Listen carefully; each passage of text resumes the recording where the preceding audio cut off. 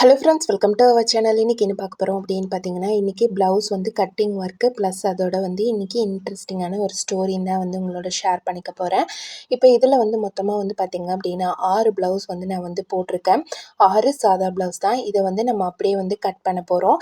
நீங்கள் வேணும் அப்படின்னா வந்து நீங்கள் இந்த இடத்துல எல்லாமே வந்து பின் போட்டுக்கலாம். பின் போட்டுட்டு நீங்கள் வந்து கட் பண்ணிங்க அந்த கட் பண்ணிங்க அப்படின்னா உங்களுக்கு அந்த துணி வந்து கொஞ்சம் நகராமல் கரெக்டாக வந்து அப்படியே ஸ்டிஃபாக நிற்கும். இல்லை நமக்கு வந்து கொஞ்சம் காற்றடிச்சாலும் வந்து பறக்காமல் இருக்கணும் அப்படின்னாலும் நம்ம அந்த மாதிரி பின் பண்ணிக்கலாம். அப்படி இல்லை அப்படின்னா நீங்கள் ஸ்டாப்லர் பின் போட்டு கூட நீங்கள் வந்து பின் பண்ணிவிட்டு அதுக்கப்புறம் கட் பண்ணிங்க அப்படின்னா உங்களுக்கு இன்னுமே கொஞ்சம் கான்ஃபிடென்ட்டாக இருக்கும் அந்த கட் பண்ணி எடுக்கிறதுக்கு. ஏன்னா நிறைய பேர் வந்து பார்த்திங்க அப்படின்னா இந்த மாதிரி ஒட்டுக்கா போட்டு கட் பண்ணுறது கிடையாது. ஒரு பீஸ் வந்து எடுத்துகிட்டு அப்படியே ஒன் பை ஒன்னாக ட்ரேஸ் ஒர்க் எடுத்துகிட்டு அந்த மாதிரி தான் வந்து கட் பண்ணுறாங்க. நீங்கள் இந்த மாதிரி பண்ணும்போது கண்டிப்பாக உங்களுக்கு வந்து டைமிங்கும் வந்து கம்மியாகும். கண்டிப்பாக ட்ரை பண்ணி பாருங்கள். நீங்கள் நம்ம சேனலை வந்து ஃபஸ்ட் டைம் பார்க்குறீங்க அப்படின்னா மறக்காமல் வந்து சப்ஸ்கிரைப் பண்ணி சப்போர்ட் பண்ணுங்கள். ஸ்டிச்சிங் பிடிக்கும்னாலும் ஒரு லைக் போட்டு பாருங்கள். இப்போ வாங்க வீடியோக்குள்ளார போகலாம். இன்றைக்கி நம்ம ஒரு பொண்ணோட ஸ்டோரி தான் வந்து பார்க்க போகிறோம். நமக்கு ஆரம்பத்தில் வந்து பார்த்திங்க அப்படின்னா நிறைய கனவுகள் இருக்கும். ஆனால் வந்து எல்லா கனவுகளுமே வந்து நடக்குமா நடக்காதா அப்படிங்கிறது நம்ம வாழ்க்கை போக போக தான் வந்து தெரியும். அதே மாதிரி தான் இந்த பொண்ணுக்கும். இந்த பொண்ணு வந்து 10th முடித்தோடனே அவங்க வீட்டில் மேரேஜ் பண்ணி கொடுத்துட்டாங்க. மேரேஜ் பண்ணி கொடுக்குறப்ப போகிற இடம் எப்படி இருக்குன்னு தெரியல. நமக்கு படிக்கணும்னு ஆசையாக இருக்குது. நம்மளை படிக்க வைப்பாங்களா மாட்டாங்களா அப்படிங்கிற ஒரு சில கனவுகளோடையும் எதிர்பார்ப்புகளோடையும் தான் வந்து கல்யாணம் பண்ணிட்டு போனாங்க. ஆனால் வந்து பரவாயில்ல, அந்த பொண்ணுக்கு அவங்க வீட்டுக்காரர் நல்லாவே வந்து சப்போர்ட் பண்ணார். அந்த பொண்ணும் பார்த்திங்க அப்படின்னா +2 முடிச்சுட்டு அதுக்கப்புறம் பிகாம் படித்தாப்படி. அதுக்கடுத்து வந்து பார்த்திங்க அப்படின்னா கல்யாணம் பண்ணி போகும்போதே அவங்க வீட்டுக்கார் வந்து ஜென்ஸ் டெய்லராக தான் இருந்தாங்க. அதனால் வந்து வீட்டில் மிஷின் இருக்கே அப்படிங்கிறதுக்காக வந்து தையல் கிளாஸ் போய் வந்து கற்றுக்கிட்டாங்க. கற்றுக்கிட்டது இன்றைக்கி ரொம்பவே அவங்களுக்கு பிரயோஜனமாக இருந்தது. அப்படியே முதல் குழந்தை பிறந்தது, 2வது குழந்தை பிறந்தது. இதுக்கடையில் வந்து பார்த்திங்க அப்படின்னா தையல் கிளாஸு, ஆரி கிளாஸு 2மே வந்து கற்றுக்கிட்டாங்க. இது நமக்கு யூஸ் ஆகுதோ இல்லையோ ஆனால் வந்து கற்றுக்கலாம் அப்படிங்கிறதுக்காக நம்ம வீட்டில் மிஷின் இருக்குது, நம்மளோட ஓன் இது மட்டுமாவது நம்ம வந்து ட்ரெஸ்ஸஸாவது ஸ்டிச் பண்ணிக்கலாம் அப்படிங்கிறதுக்காக தான் வந்து கற்றுருந்தாங்க. அடுத்து வந்து பார்த்திங்க அப்படின்னா அப்படியே வந்து சரி சும்மா தானே இருக்கோம், பக்கத்தில் அப்படியே வாங்கி தைச்சி கொடுக்கலாம் அப்படின்னு சொல்லி அப்படியே வந்து கொஞ்சம் கொஞ்சமாக வாங்கி தைச்சி கொடுத்துட்ருந்தாங்க. 2 குழந்தைங்களுமே ஸ்கூல் போக ஆரம்பிச்சிட்டாங்க. ஸ்கூல் போனதுக்கப்புறம் பார்த்திங்கன்னா வீட்டில் இருக்கிறதுக்கு ரொம்ப போர் அடிச்சுது. அந்தளவுக்கு வந்து வேலையும் வந்து அதிகமாக வந்து வரவே இல்லை. கரெக்டாக வந்து பார்த்திங்க அப்படின்னா லாக்டவுன் பீரியடில் ஒரு பக்கம் லேண்ட் வாங்கி அங்கே வந்து வீடு கட்ட வந்து ஸ்டார்ட் பண்ணிட்டாங்க. இருந்த சேவிங்ஸ் எல்லாமே போட்டு அந்த லாக்டவுன் டைமில் வேலைக்கு வர ஆளும் வந்து நின்றுட்டாங்க. வீட்டோட வேலையுமே வந்து பாதியில் நின்றுச்சு. அதுக்காக வச்சிருந்த சேவிங்ஸ் எல்லாமே வந்து மொத்தமாக செலவும் ஆயிடுச்சு. வீடும் ஒர்க்கும் வந்து பார்த்திங்க அப்படின்னா பாதியிலேயே நின்று போச்சு. மேற்கொண்டு அந்த வீட்டோட வேலையை முடிக்கணும் அப்படின்னா ஒரு 6-7 லட்சம் பக்கமாக வந்து தேவைப்பட மாதிரி இருந்தது. அந்த பொண்ணு எங்கேயாவது ஒரு பக்கம் வேலைக்கு போகலாம் அப்படின்னு வந்து பார்த்தா அப்படியே அப்போ தான் அவங்க வீட்டுக்காரர் சொன்னாப்படி, உங்ககிட்ட கைத்தொழில் இருக்கும்போது நீ ஏன் இன்னொருத்தவங்ககிட்ட போய் வேலை செய்யணும் அப்படின்னு நினைக்கிற? நீ ஏன் உன்னோட தொழிலை நம்பி நீ கண்டிப்பாக வந்து வேலையை வந்து ஸ்டார்ட் பண்ணு. உனக்கு ஆர்டர்ஸ் நிறைய வரும். ஆர்டர்ஸ் நான் பிடிச்சி கொடுக்குறேன் அப்படின்னு சொல்லி 2 பேரும் வந்து ஸ்டார்ட் பண்ண ஆரம்பித்தாங்க. அந்த பொண்ணு ஸ்டிச் பண்ண ஆரம்பித்தாப்படி, அவங்க வீட்டுக்காரர் ஆர்டர்ஸ் பிடிச்சி கொடுக்க ஆரம்பித்தாப்படி. இடையில அவங்களுமே வந்து ஸ்டிச் பண்ணுவாங்க. 2 பேருமே வந்து பார்த்திங்க அப்படின்னா அந்த தொழிலை ஓரளவுக்கு வந்து அப்படியே மேலே மேலே கொண்டு வர ஆரம்பித்தாங்க. அந்த இடத்துல வந்து பார்த்திங்க அப்படின்னா 0லேருந்து எந்த ஒரு கஸ்டமருமே இல்லாமல் ஆரம்பித்து அதுக்கடுத்து ஒரு புதுசாக ஒரு இடத்துல போய் வைக்கிறோம் அப்படிங்கிறப்ப நமக்கு யாருமே கஸ்டமர்ஸ் இருக்க மாட்டாங்க. அப்போ அந்த இடத்துலேருந்து நம்ம பிக்கப் பண்ணி கொண்டு வர்றது அப்படிங்கிறது ரொம்ப ரொம்ப கஷ்டமான ஒரு விஷயம். ஆர்டர்ஸ் பிடிச்சி இன்றைக்கி 0லேருந்தே இன்றைக்கி அந்த பொண்ணுக்கு அப்படின்னு வந்து ஒரு குறிப்பிட்ட கஸ்டமர்ஸ் ஒரு 50 கஸ்டமர் 100 கஸ்டமர் அந்த மாதிரியாவது வந்து இருப்பாங்க. அப்போ இந்த லெவலுக்கு வர்றதுக்கு எவ்வளோ கஷ்டப்பட்டிருப்பாங்க அப்படின்னு பாருங்கள். எப்போ வந்து நின்று போன வீட்டு ஒர்க் எல்லாத்தையுமே வந்து முடிச்சுட்டாங்க. முடிச்சுட்டு இந்த தையல் தொழில் செஞ்சு தான் 2 பேருமே வந்து பார்த்திங்க அப்படின்னா இன்கம் எடுத்து இந்த வீட்டு வேலையெல்லாம் முடித்து அவங்க தொழிலையும் வந்து அழகாக வந்து கொண்டு போயிருக்காங்க.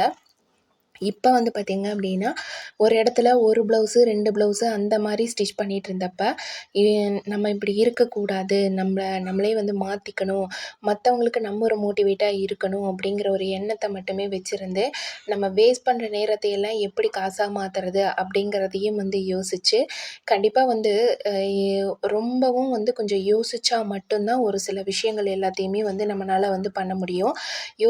யோசிக்காம விட்டுட்டோம் அப்படின்னா, எதையுமே நம்மளால வந்து பண்ண முடியாது. அதனால நீங்க எந்த ஒரு விஷயம் செஞ்சாலுமே வந்து கண்டிப்பா யோசிச்சு செய்யுங்க. நம்ம ஒவ்வொரு டைமும் வந்து நேரத்த வேஸ்ட் பண்ணும்போது, அதனால நமக்கு ஏதாவது பிரயோஜனம் இருக்குதா? அப்படிங்கிறத வந்து ஃபர்ஸ்ட்டு நீங்க பாருங்க.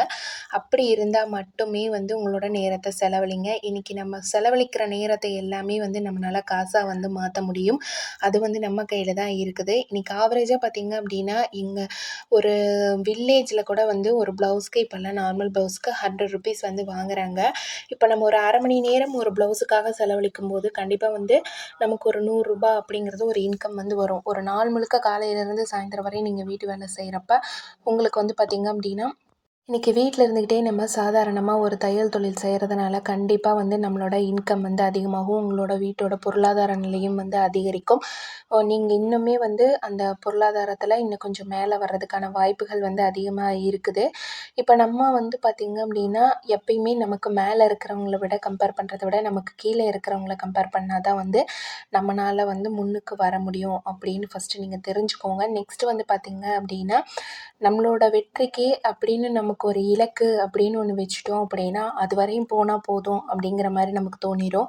ஆனா, அந்த எந்த விதமான இலக்குமே இல்லாம நம்ம ஜெயிச்சுக்கிட்டே இருக்கணும் அப்படின்னு மட்டும் நீங்க நெனச்சீங்க அப்படின்னா, நீங்க அடுத்து, அடுத்து, அடுத்து, அடுத்து அப்படின்னு வந்து உங்களோட வேலைய நோக்கி தான் நீங்க வந்து போயிட்டே இருப்பீங்க. தேவையான விஷயத்துல நம்ம கவனத்த செலுத்தினாலே தேவையில்லாத விஷயம் எல்லாமே வந்து போயிரும். இந்த மாரி எல்லாமே அந்த பொண்ணு நினைச்சு, அதுக்கடுத்து வந்து பார்த்தீங்க அப்படின்னா, அந்த டைலரிங்கில கொஞ்சம் கொஞ்சமா வந்து டைம் ஸ்பெண்ட் பண்ண ஆரம்பிச்சாப்படி. நமக்கு எதுவுமே வந்து சோறு போட போறது கிடையாது. நம்ம செய்ற தொழில் மட்டும் தான் நமக்கு சோறு போடும். அதனால நம்ம இந்த மாரி டைம வேஸ்ட் பண்றத விட்டுட்டு நம்ம தொழில்ல என்ன பண்ண முடியும்? தொழில்ல அடுத்து எப்படி வந்து கஸ்டமர்ஸ் பிக்கப் பண்றது? எப்படி நம்மளோட டேலண்ட்ட வந்து இன்னும் வளர்த்துக்கிறது? எந்த ஒரு கஸ்டமர் வந்து எத கேட்டாலுமே வந்து எனக்கு தைக்க தெரியாது அப்படின்னு வந்து சொல்லவே கூடாது நீங்க. நீங்க வந்து நல்லா வந்து ஸ்டிச் பண்ணி பழகிக்கணும். உங்களுக்கு தெரியல அப்படின்னா கூட நீங்க வந்து அத கத்துக்கிட்டு அவங்களுக்கு வந்து ஸ்டிச் பண்ணி குடுக்கணும். அப்படி இருந்தா மட்டும் தான் இன்னைக்கு இருக்கிற வேர்ல்டுல நம்மனால வந்து நிலைச்சிருக்க முடியும். ஏன்னா இன்னைக்கு நெறைய பேர் வந்து காம்படிஷனுக்கு இருக்கிறாங்க. அப்படி இருக்கிறப்ப அந்த இடத்துல நம்மளும் ஜெயிக்கணும் அப்படின்னா, அதுக்கு நம்ம எஃபோர்ட் போட்டு தான் ஆகணும் அப்படிங்கிறத ஃபர்ஸ்ட்டு நீங்க நல்லா புரிஞ்சுக்கோங்க. அத அந்த பொண்ணு புரிஞ்சுக்கிட்டாப்படி. அதுக்கப்புறம் தான் வந்து படிப்படியா வந்து கஸ்டமர்ஸ இன்க்ரீஸ் பண்ணி, ஒர்க்க அதிகப்படுத்தி, வேலைய வந்து செய்றதையும் வந்து பார்த்தீங்க அப்படின்னா, நம்ம எந்த மாரி வேலை செஞ்சோம் அப்படின்னா, நம்மனால வந்து சீக்கிரமா வேலைய முடிக்க முடியும். எது எதுல டைம மீதி பண்ண முடியும் அப்படிங்கிறது எல்லாமே வந்து கால்குலேட் பண்ணி, அந்த மாரி வந்து வேலைய வந்து செய்ய ஆரம்பிச்சாப்படி.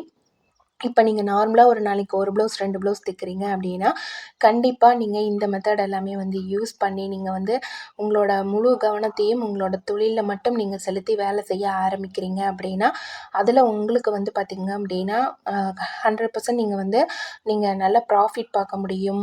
நீங்க அதுல வந்து இன்னுமே வந்து நல்லா மேல வர முடியும்.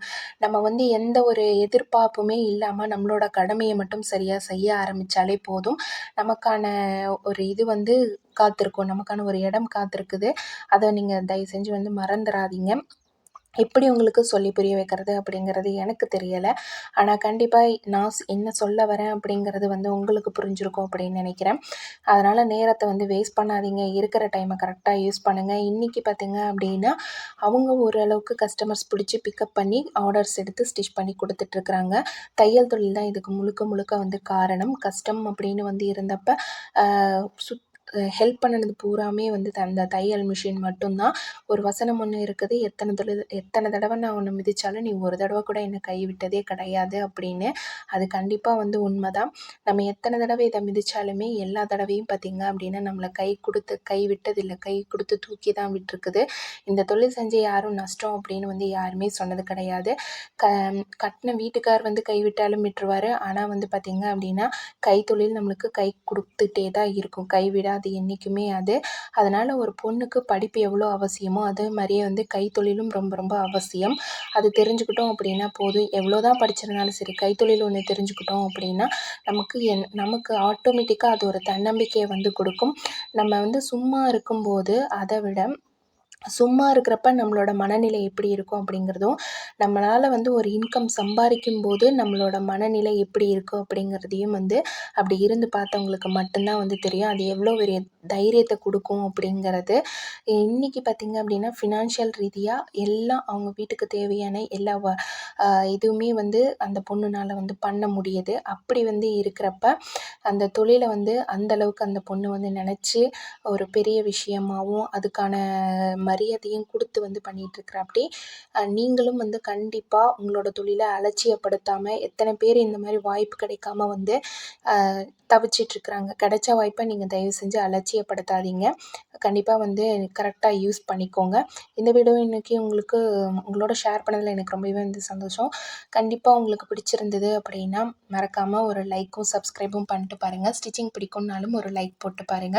இப்போ ஃபுல் ப்ளவுஸுமே வந்து கட் பண்ணியாச்சு. இதெல்லாம் தனித்தனியா பிரிச்சு எடுத்து வைக்க வேண்டியது தான்.